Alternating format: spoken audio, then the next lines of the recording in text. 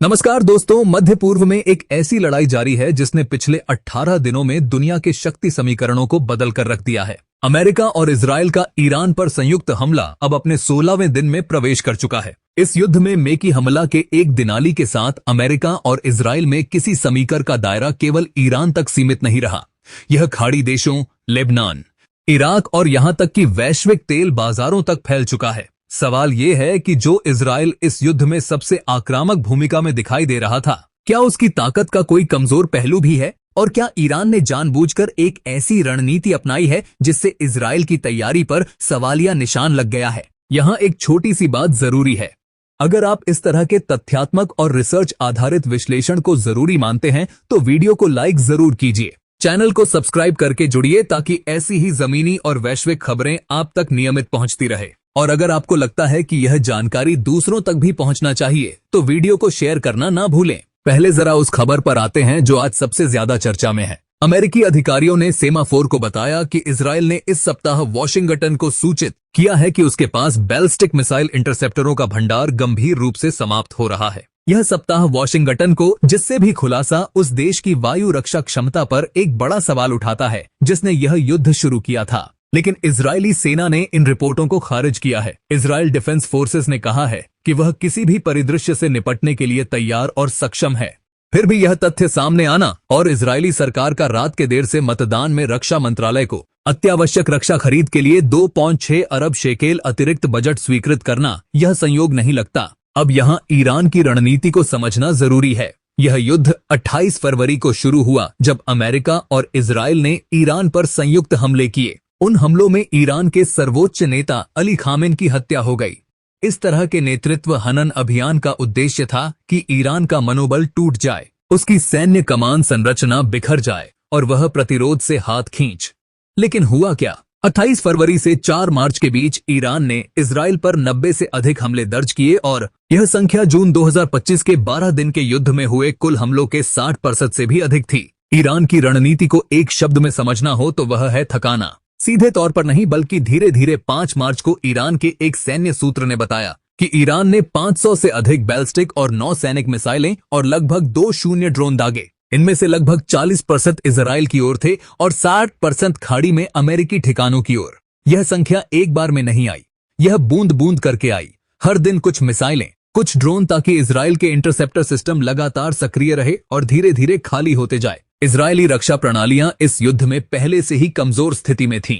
पिछले साल के संघर्ष में बड़ी संख्या में इंटरसेप्टरों का उपयोग हो चुका था और ईरान ने इस बार एक नई चाल चली। CNN की रिपोर्ट के अनुसार ईरान ने अपनी मिसाइलों में क्लस्टर बम जोड़ना शुरू किया, जिससे इजराइल के रक्षा तंत्र पर और अधिक दबाव बढ़ा। क्लस्टर बम का मतलब है एक मिसाइल जो हवा में कई हिस्सों में बंट जाती है। इससे इंटरसेप्शन की जरूरत कई गुना बढ़ जाती है। एक मिसाइल रोकने के लिए एक इंटरसेप्टर काफी था, अब उसके दर्जनों टुकड़ों को रोकना पड़ता है। यही वह रणनीतिक चाल है जिसे हम जाल कह सकते हैं। ईरान ने सीधे मैदान जीतने की कोशिश नहीं की, उसने इजराइल को लगातार सक्रिय रखा। हर सायरन, हर इंटरसेप्शन, हर क्लस्टर बम, ये सब मिलकर इजराइल के सबसे मजबूत पहलू, उसकी वायु रक्षा को खोखला करने की कोशिश। और अब जब अमेरिकी अधिकारी खुद यह स्वीकार कर रहे हैं कि इजराइल के इंटरसेप्टर भंडार कम हो रहे हैं तो यह सवाल स्वाभाविक रूप से उठता है, क्या ईरान की यह रणनीति काम कर रही है? हॉर्मुज़ जलडम मध्य में व्यवधान ने वैश्विक तेल कीमतों को तेजी से ऊपर धकेल दिया है। यह केवल एक सैन्य संघर्ष नहीं रहा, यह एक आर्थिक युद्ध भी बन चुका है। अंतर्राष्ट्रीय ऊर्जा एजेंसी ने इस युद्ध से उत्पन्न व्यवधान के जवाब में रिकॉर्ड 40 करोड़ बैरल कच्चा तेल जारी करने का फैसला किया। यह संख्या बताती है कि हॉर्मुज़ पर नियंत्रण की कोशिश ईरान की रणनीति का एक अहम हिस्सा है। जलड मरु मध्य से गुजरने वाले जहाजों की संख्या एक सप्ताह में 150 प्रतिदिन से घटकर एकल अंकों तक आ गई। जब तेल की आपूर्ति रुकती है तो दुनिया के हर बाजार में उसकी कीमत चुकानी पड़ती है, दिल्ली से लेकर टोक्यो तक। अब जरा उस तस्वीर को देखें जो खाड़ी देशों में बन रही है। ईरान के ड्रोन और मिसाइल हमलों ने दुबई अंतर्राष्ट्रीय हवाई अड्डे और कुछ होटलों को निशाना बनाया। यह वही दुबई है जो आज दुनिया का सबसे व्यस्त ट्रांजिट हब है। यूएई के फुजेरा तेल केंद्र में भी आग लग गई जब ईरानी ड्रोन को रोकने की कोशिश में मलबा गिरा। सऊदी अरब की राजधानी रियाद के ऊपर 4 ड्रोन इंटरसेप्ट किए गए। कतर का हवाई क्षेत्र बंद हो गया। बहरीन में सायरन बजे। यह सब देखकर यह समझना जरूरी है कि ईरान की रणनीति केवल इजराइल को नहीं बल्कि अमेरिका के उन सहयोगियों को भी निशाने पर लेती है जो इस क्षेत्र में अमेरिकी उपस्थिति की नींव है। अगर खाड़ी के देश डरे, अगर उनके हवाई अड्डे बंद हो, अगर उनकी तेल सुविधाएं धुएं में हो, तो अमेरिका पर राजनीतिक दबाव बढ़ेगा और यही ईरान चाहता है। इजरायली सेना के प्रवक्ता ने CNN को बताया कि इजराइल अगले कम से कम 3 सप्ताह तक ईरान के खिलाफ अभियान जारी रखने का इरादा रखता है और उसके पास हजारों लक्ष्य अभी बाकी हैं। यह एक आत्मविश्वास का बयान, लेकिन दूसरी तरफ वही इजराइल है जो अमेरिका को बता रहा है कि इंटरसेप्टर खत्म हो रहे हैं। ये दोनों बातें एक साथ सच हो सकती हैं और यही इस संघर्ष की जटिलता है। ईरान ने अपने कई शीर्ष सैन्य अधिकारियों को खो दिया है। सशस्त्र बलों के चीफ ऑफ स्टाफ, रक्षा मंत्री और EAGC के कमांडर इन चीफ सभी मारे जा चुके हैं। नेतृत्व का यह खालीपन ईरान की आंतरिक स्थिरता के लिए गहरी चुनौती है। 8 मार्च 2026 को मोज्तबा खामेनेई को नया सर्वोच्च नेता चुना गया। उनके पिता की हत्या के ठीक 10 दिन बाद 1000 से नया नेतृत्व, एक जारी युद्ध और एक देश जो आंतरिक उथल पुथल से जूझ रहा है, यह मिश्रण बेहद अस्थिर है। ईरान के विदेश नीति सलाहकार ने CNN को बताया कि देश अभी कूटनीति का कोई विकल्प नहीं देखता और वह एक लंबी लड़ाई के लिए तैयार है।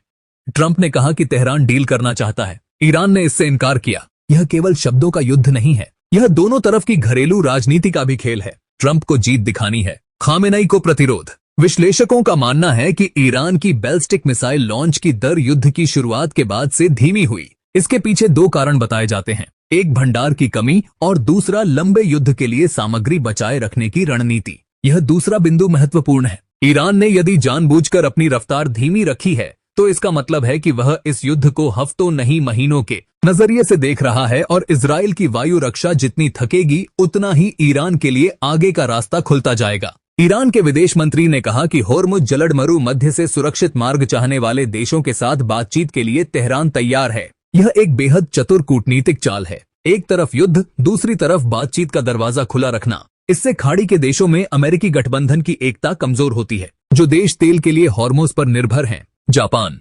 भारत, दक्षिण कोरिया वे चाहते हैं कि यह रास्ता खुला रहे और ईरान यही दबाव का लाभ उठाना चाहता है। ब्रिटेन भी इस संघर्ष में सक्रिय हो रहा है। ब्रिटिश अधिकारी ईरानी ड्रोनों को रोकने के लिए हजारों इंटरसेप्टर ड्रोन मध्य पूर्व भेजने पर विचार कर रहे हैं। यूरोपीय संघ भी होर्मुज में नौसेना मिशन के विस्तार की संभावना तलाश रहा है। यानी ये संघ भी सुरेश सात बीच बनाले को जीवी संघर्ष में हाथ बीच भी है। युद्ध अब केवल अमेरिका, इजराइल बनाम ईरान नहीं रहा। इसमें यूरोप, खाड़ी देश और दुनिया के प्रमुख तेल उपभोक्ता सभी किसी न किसी रूप में खींचे चले आ रहे हैं।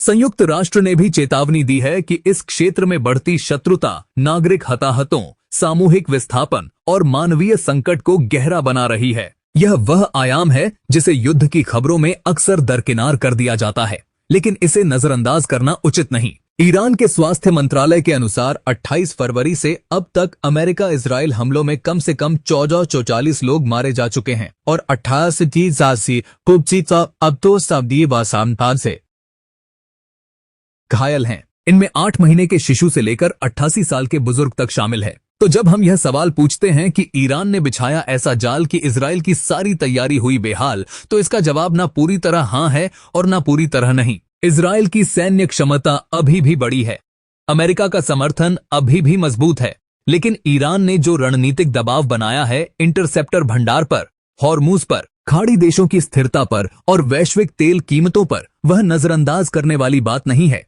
यह वह युद्ध है जिसे तेज और निर्णायक बताया गया। 16 दिन बाद यह न तेज दिख रहा है न निर्णायक, और यही ईरान की सबसे बड़ी रणनीतिक सफलता हो सकती है, अनिश्चितता को बनाए रखना। क्योंकि जब युद्ध लंबा खींचता है तो घरेलू राजनीति, आर्थिक दबाव और अंतर्राष्ट्रीय कूटनीति तीनों मिलकर सैन्य गणनाओं को बदल देते। आगे जानेंगे कि होर्मुज की स्थिति किस दिशा में जाती है, क्या कोई कूटनीतिक रास्ता निकलता है और भारत सहित अन्य देश इस पूरे घटनाक्रम से किस